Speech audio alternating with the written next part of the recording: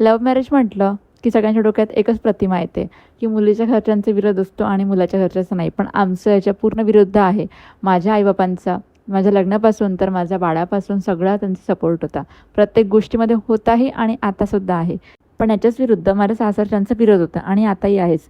परिस्थितीला सामोरं जावंच लागेल. त्यासाठी आपण काही बदलू शकत नाही.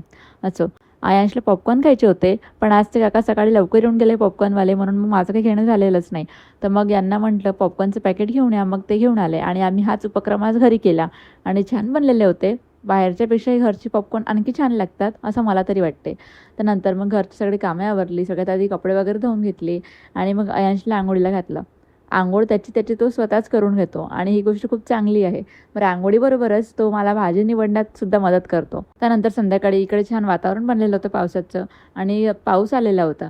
त्याचमुळे मस्त छान चहा वगैरे बनवून घेतला आणि यासाठी एवढंच. पेजला आला असेल तर फॉलो करा, लाईक करा आणि शेअर करा. भेटूया पुढच्या ब्लॉगमध्ये. Bye bye.